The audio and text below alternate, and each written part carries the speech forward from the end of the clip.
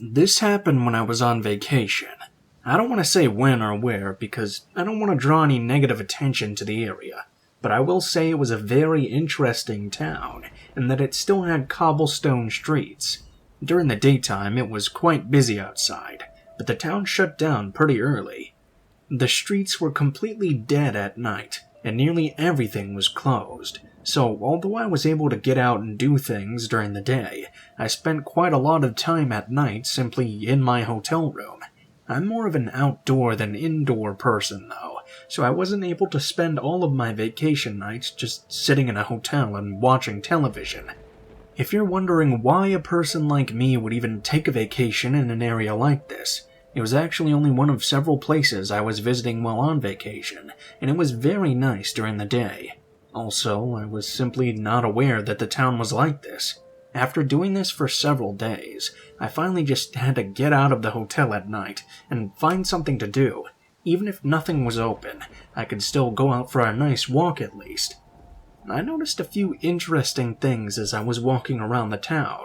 First, it really was dead and very dark. I didn't see any people, and the lights in all the buildings were off. There were some sparse street lamps, but not very many of them, and the atmosphere was very, very creepy.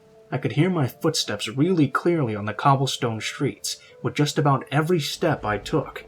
I'd been out for a little bit of time, when I noticed what at first seemed to me to be an echo of my own footfalls. However, I wasn't sure at all why they would even be echoing. So I stopped walking for a moment, and I heard a few footfalls off in the distance.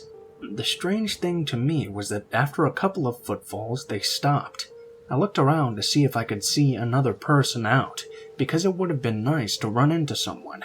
I couldn't see anyone though, so I figured maybe it was someone walking in one of the alleyways then. I began walking again. I had only taken a few steps, however, I started hearing that strange echo effect almost immediately. So once again, I stopped walking, and just like the previous time, the other walker took just a few steps and then stopped altogether. It was almost like whoever it was had been trying to either keep time with me or disguise their footfalls with mine. After looking around again, I still couldn't notice anyone though. Once I started walking once more, I again heard the echo effect start up. Now by this point I was starting to get a little concerned. I didn't know who else was out there, but whoever it was happened to not only be very aware of my footfalls, but was also trying to match them for some reason. I couldn't imagine whatever that reason was would be good, so I turned around. I decided it wasn't a very good idea to tempt fate. If someone was out there and messing with me, it just made more sense for me to head back to my hotel room. So that's exactly what I did. Of course, the footfalls continued to try and match mine. When I sped up a little bit, they sped up too. If I slowed, they slowed as well. And whenever I looked around in the area they seemed to be coming from, I was unable to see anyone. My simple concern began to turn to fear, and I was about to simply break into a run back into my hotel. But have you ever been scared that you're being followed, and for some reason you're afraid to run? It's almost like you feel the person following you is daring you to run, so they can then break into a run as well and chase you. I felt that way when scared before, and I was feeling that way in that moment too. I sped up a little, and that was when I finally heard the footfalls start falling faster than my own. I was terrified at that point, and burst out into a run. I didn't hear the footfalls running after me though. I turned back for a second look, but still didn't see anyone. When I turned back around, I nearly ran into a man who had just turned a corner. I was about to scream, but then I realized the man was a police officer. I wasn't used to the uniforms the officer had in that country. He asked me if I was okay, and I told him I thought someone might have been following me. That was when he said the most chilling thing I've ever heard in my life. "You shouldn't be out here after dark, ma'am," the officer told me. "2 women were murdered at night in the past month. We've been recommending everyone stay home after dark." I told him I wasn't from the area and was staying in a nearby hotel. He kindly escorted me back there. That was going to be my last night in that town no matter what, since I was catching a train the following day. I'm just happy it didn't end up being my last night on Earth, too. There's no way for me to know that the person I heard walking was the murderer, but his weird behavior matching my footfalls made it seem quite plausible.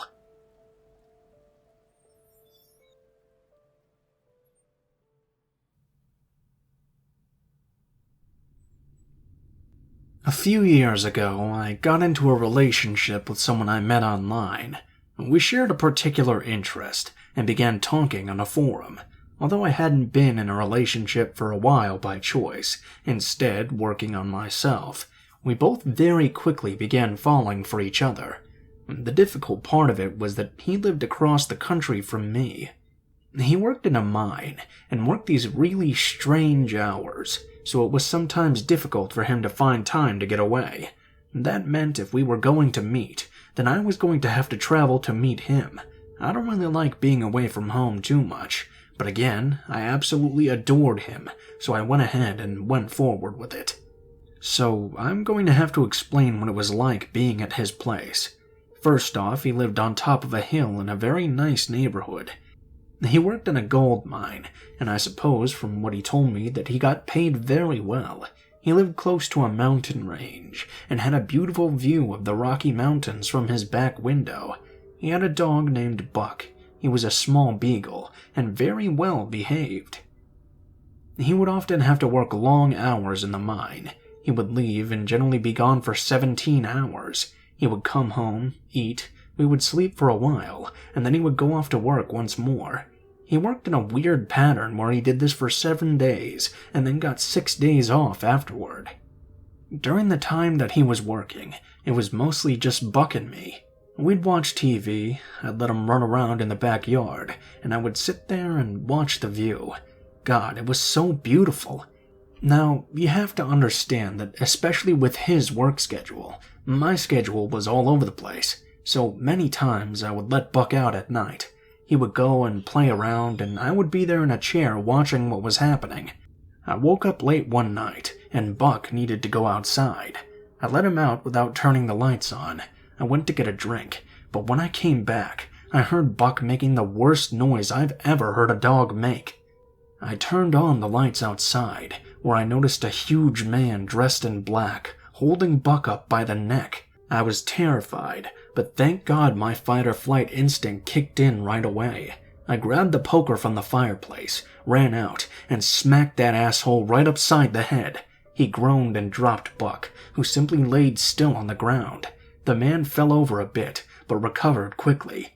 He looked at me, and I swear to God I thought he was going to attack me even with a weapon in my hand. I moved to hit him again, and this time I buried the poker in his shoulder. That was it. He ripped it out and then ran off, jumping over the gate and storming into the mountains. Buck was okay. He was a bit rattled, but no real damage was done, thankfully. The man was found and arrested, based on my description. He told some stupid story that the dog had just randomly attacked him, which made no sense since he had to jump the gate in order to get into the yard in the first place, so if the dog attacked him, he would have already been trespassing. He tried to sue me for an assault, but the case was never taken up. Some people are just really fucking dumb.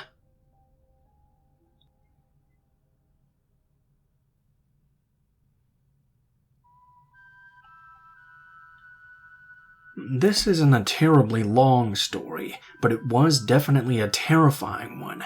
I rented a cabin quite a while ago, so I could have a nice vacation out in the countryside. I had never done something like that before, and wasn't really even sure how to go about it. I eventually found an advertisement through an online service, which was likely Craigslist. I don't really recall, but it was someone who owned a cabin and was renting it out for certain weeks during the summer. I got in touch with him, although I never met him in person. I paid the rent for the cabin, and he gave me the keys and the address. I set out for a couple of weeks where I thought I would just commune with nature and be at total peace. The cabin was nice and secluded. It was exactly the sort of thing I had been looking for, so I settled in, and I had a really good time actually. After being in the cabin for about a week, I was going to bed pretty early one night. Something woke me up, and for a few moments I wasn't sure exactly what it was, but then I became very aware of it. There was a light coming from under the door, and there were people talking in the other room. I can never really tell you just how terrifying this was. I felt this shock wave go through my body, and I was numb for a few moments. I couldn't really think of what to do, and I finally realized that I needed to be quiet and try to listen to what the intruders were saying, rather than immediately assuming the absolute worst. So I listened in, and I regretted very much what I heard. There were two distinct voices, and though I cannot tell you the exact words they were saying, they were talking about someone being in the cabin. One told the other to go into the kitchen and grab a knife from the cutting block. I was terrified. I was absolutely positive I was going to lose my life in the next few minutes. It seemed like time was moving both very fast and extremely slow at the same time. I couldn't make up my mind to do anything quick enough that would result in me getting away from these intruders. The bedroom door opened, and the light came on. I saw an older man, maybe around 60 years old, holding a gun pointed right at me. Beside him was a woman of his age, holding a kitchen knife. The strangeness of the appearance of these burglars wasn't what caught me off guard. What really surprised me was how afraid both of them looked. I don't want to go into too much detail about how things were worked out between the three of us. Suffice to say that nobody got hurt. They turned out to be the owners of the cabin. The person who had rented it to me wasn't someone they even knew of. They were simply coming to spend time in their forest cabin when they noticed my car after arriving late. They were just as scared as I had been. Fortunately, they didn't hold anything against me. We both tried to press charges against the man who rented the place to me, but we were never able to find him again.